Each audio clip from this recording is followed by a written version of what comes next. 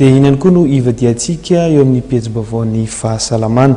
Tao amin'ny distrika ny Manoro indray no nantanteraka ny fitsaboana maimaim-poana ny médecin de lotion indienne ny MOI izany.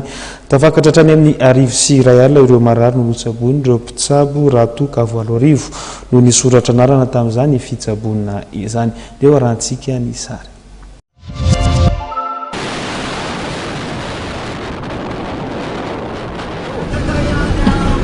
Raha 8 arivo ireo narary ny soratra anarana mba ho tsaboany fikambanana médecin de lotion indray maimaim-poana mandritra ny 10 andro andalovany ao amin'ny distrika ny Manoro dia natratra arivo sy iray alina no tonga nanantona ireo toeram-pitsaboana.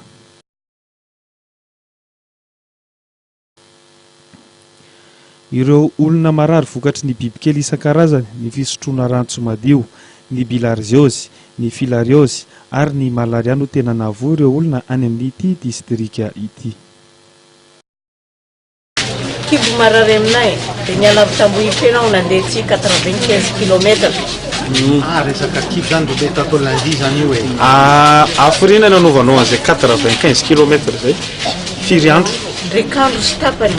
Niala tamin'ny telo nandreny tonga tamin'ny 120 kiakandro taty. Dia nanomboka oviana na inonao an'ilay marary tao anaty kibo zay?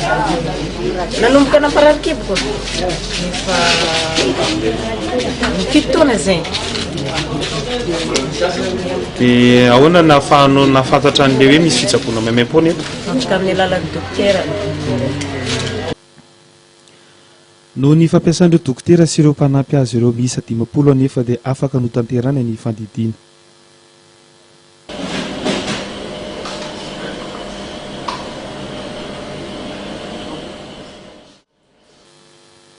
Nisaotra ireo tompon-tsabo ireto moa ny solombavam-bahoaka voafidy tany an-toerana satria araka ny nambarany dia nanampy be dia be ny vahoaka ny fahatongavan'izy ireo.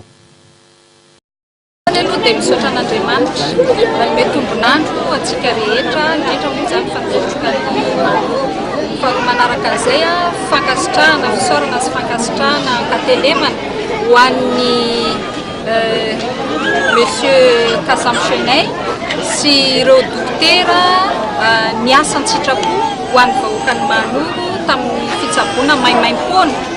Tsisy vidiny na ray milanjara tamin'ny fanatokisana ny fitsaboana teto anatin'ny distrika ny Manoro izay ahitana point anankitelo Betizaraina, Manoroville ary eto Ampitakiosy.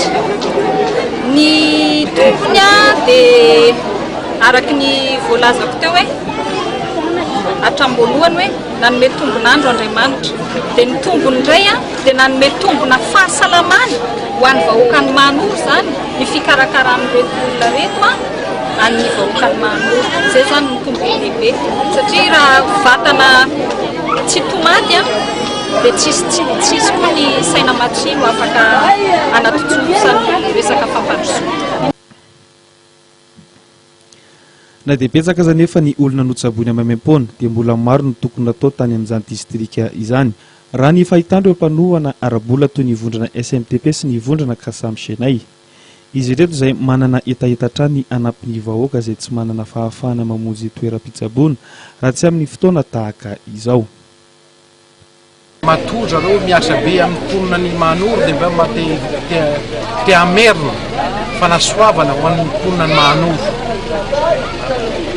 Tokony tsika malagasy rehetra moa tokony afandray tanana dia afaka manao be dia be zavatra ataony MOI izao raha miaraka mandeha dodolo tsika malagasy rehetra. Tsy ahivina fa ankoatra ny fitsaboana dia nisy ihany koa nandritra ity ny fampianaran'ireo mpianatra ho mpitsabo amin'ny hôpitaly ny Manoro sy Toamasina. Torak'izany ihany koa dia nisy ny fanentanana ireo ankizy mpianatra amin'ny fahasalaman'ny vava sy ny aty vava.